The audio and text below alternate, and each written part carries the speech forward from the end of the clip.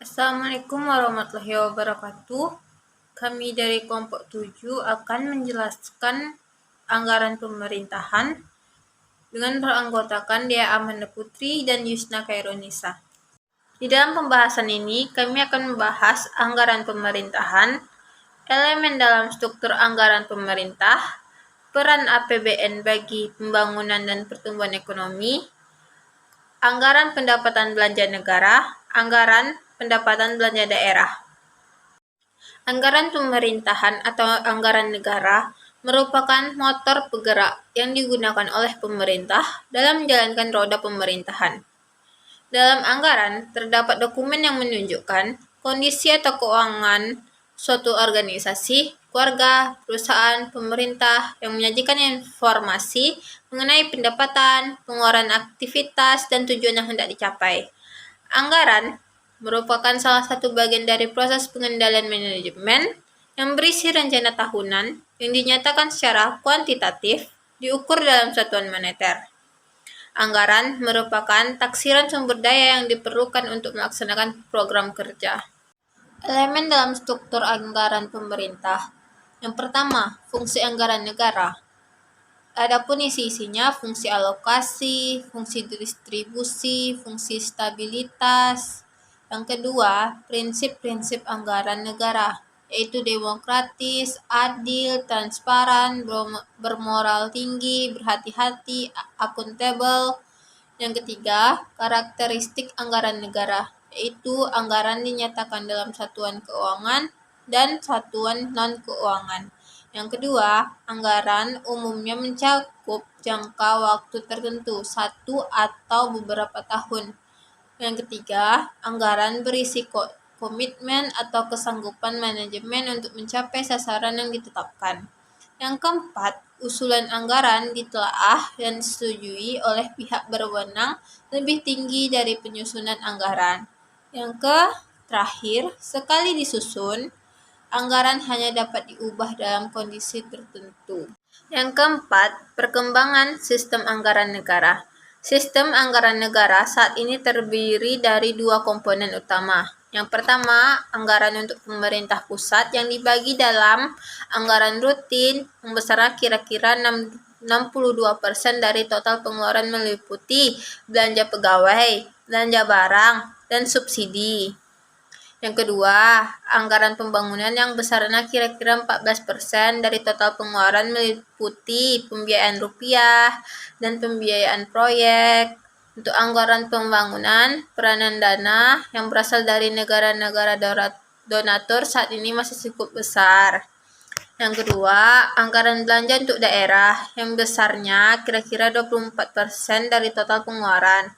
Anggaran ini terdiri dari dana alokasi umum, dana bagi hasil, dana alokasi khusus. Dana tersebut ditransfer ke pemerintahan daerah baik provinsi, kabupaten maupun kota. Adapun peran APBN bagi perkembangan dan pertumbuhan ekonomi. Yang pertama, meningkatkan pertumbuhan perekonomian negara. Yang kedua, sebagai pedoman penerimaan dan pengeluaran negara dalam melaksanakan tugas kenegaraan agar dapat meningkatkan pertumbuhan ekonomi. Yang ketiga, meningkatkan produksi dan kesempatan kerja agar kesejahteraan rakyat terpenuhi. Yang keempat, meningkatkan transparansi dan pertanggungjawaban pemerintah kepada DPR dan masyarakat luas. Kelima, meningkatkan koordinasi antar bagian dalam lingkungan pemerintah. Yang keenam, membantu pemerintah mencapai tujuan fiskal dalam mengatasi inflasi. Yang ketujuh, menciptakan efisiensi dan keadilan dalam menyediakan barang dan jasa publik melalui proses yang lebih prioritas. Yang kedelapan, memungkinkan pemerintah memenuhi prioritas belanja. Assalamualaikum warahmatullahi wabarakatuh. Saya Yusna Khairunisa dari kelompok 7 akan melanjutkan materi tentang APBN. A. Pengertian APBN. APBN atau Anggaran Pendapatan dan Belanja Negara adalah rencana keuangan tahunan pemerintah negara yang disetujui oleh DPR. APBN ini merupakan rencana kerja pemerintah negara dalam rangka meningkatkan hasil-hasil pembangunan secara berkesinambungan serta melaksanakan desentralisasi fiskal. APBN biasanya dimulai pada tanggal 1 Januari dan berakhir pada tanggal 31 Desember tahun anggaran. Di dalam APBN tercantum penerimaan dan pengeluaran serta pembiayaan dalam tahun anggaran yang direncanakan. B. Fungsi APBN. Di sini terdapat 6 fungsi APBN. Yang pertama fungsi alokasi, yang kedua fungsi distribusi, yang ketiga fungsi stabilisasi, yang keempat fungsi otorisasi, yang kelima fungsi perencanaan, dan yang keenam fungsi pengawasan.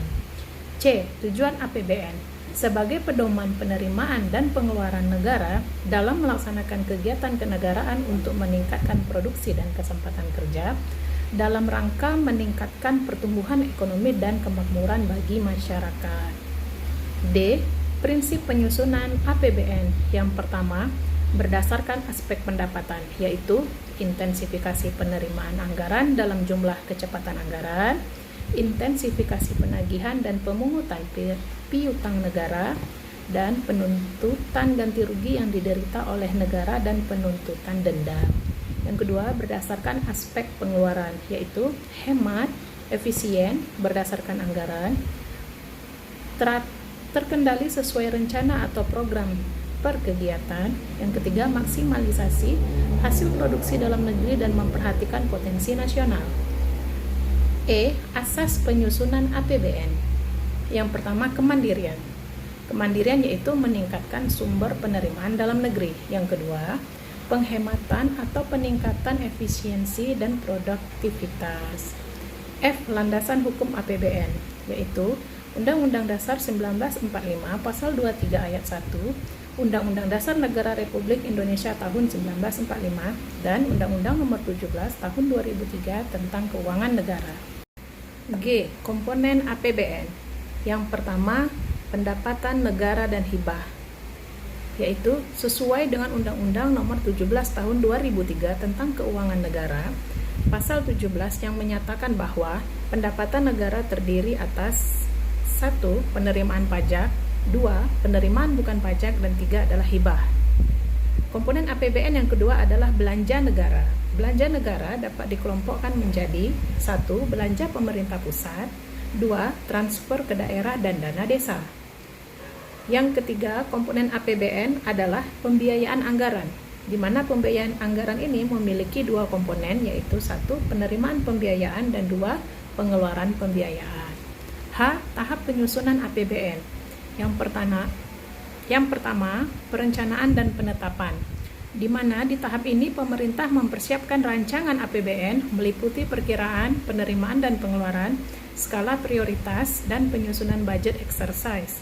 Perencanaan dan penyusunan RAPBN ini dilakukan pada setiap periode Januari sampai Juli di tahun sebelum pelaksanaan anggaran. Yang kedua, pengajuan, pembahasan, dan penetapan.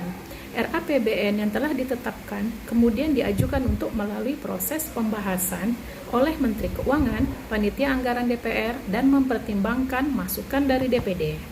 Hasil dari pembahasan RAPBN akan menjadi Undang-Undang APBN yang memuat satuan anggaran. Ketiga, pengawasan pelaksanaan APBN. Pelaksanaan APBN akan diawasi pengawas fungsional dari eksternal maupun internal pemerintah. Yang keempat, penanggung-jawaban pelaksanaan APBN. Laporan pertanggungjawaban pelaksanaan harus disampaikan pemerintah kepada DPR selambat-lambatnya 6 bulan usai tahun anggaran berakhir. Laporan keuangan pemerintah. Menurut PP nomor 71 tahun 2010, komponen pokok yang terdapat dalam laporan keuangan pemerintah adalah sebagai berikut. 1. Laporan realisasi APBN. Yang kedua, laporan perubahan saldo anggaran lebih. Yang ketiga, neraca. Yang keempat, laporan operasional. Yang kelima, laporan arus kas. Keenam, laporan perubahan ekuitas. Dan yang ketujuh adalah catatan atas laporan keuangan. APBD. A. Pengertian APBD. APBD atau Anggaran Pendapatan Belanja Daerah adalah rencana keuangan tahunan pemerintah daerah di Indonesia yang disetujui oleh Dewan Perwakilan Rakyat Daerah atau DPRD. APBD ditetapkan dengan peraturan daerah, tahun anggaran, APBD meliputi masa 1 tahun mulai dari tanggal 1 Januari sampai dengan tanggal 31 Desember. B. Fungsi APBD.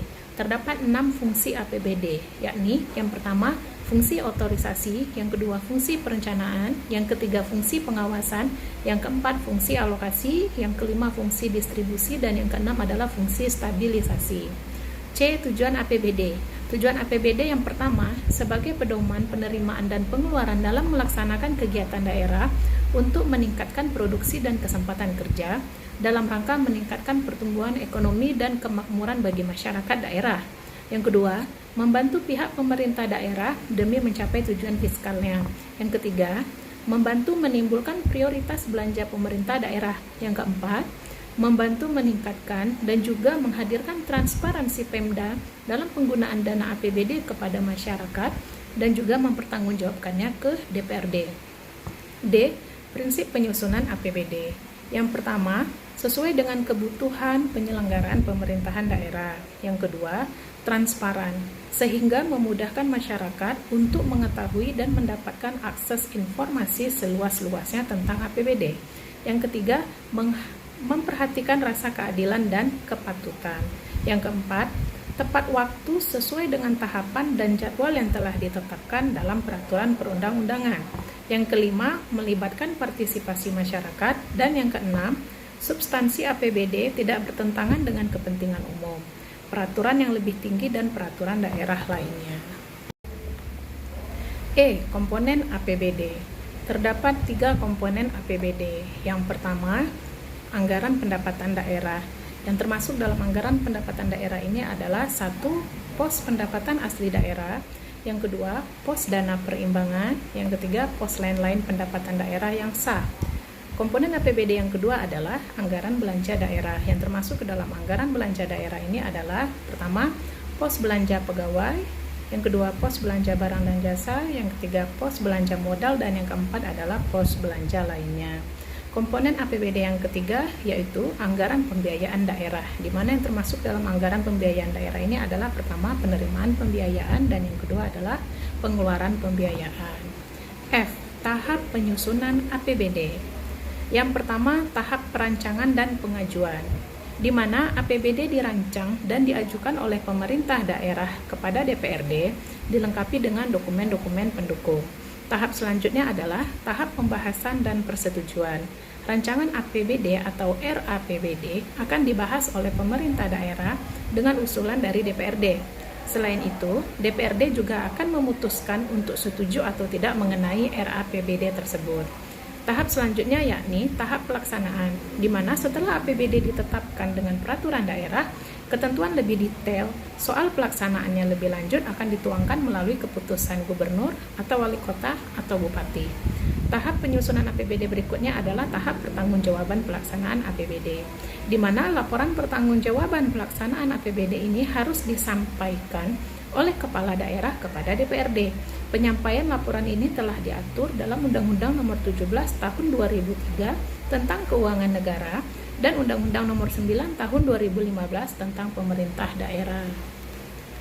G. Asas penyusunan APBD yang diberlakukan dalam penyusunan APBD oleh DPRD di kabupaten, kota, atau provinsi adalah 1. Pendanaan atas beban APBD harus sesuai dengan urusan pemerintah dan menjadi kewenangan masing-masing daerah. Asas penyusunan APBD ini memiliki pengertian bahwa setiap penyelenggara urusan suatu daerah menjadi kewenangan masing-masing daerah, dan setiap urusan pemerintah di suatu daerah bisa dibiayai dari APBD yang dimiliki oleh daerah tersebut. Selain itu, dalam penyusunan APBD, DPRD bisa merancang kegiatan daerah yang dibiayai dari APBN yang diterima oleh masing-masing daerah dari pemerintah pusat.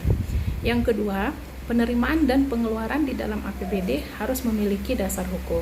Asas penyusunan APBD ini dapat dimaknai bahwa semua jenis penerimaan dan pengeluaran yang dilakukan oleh pemerintah harus dianggarkan di dalam APBD. Penerimaan atau pengeluaran ini bisa berupa jasa, barang, uang, atau bentuk lainnya yang dilakukan oleh pemerintah di dalam tahun anggaran 1 APBD. Jika pemerintah daerah ingin melakukan suatu penganggaran untuk penerimaan atau pengeluaran, maka penganggaran tersebut harus memiliki dasar hukum yang jelas.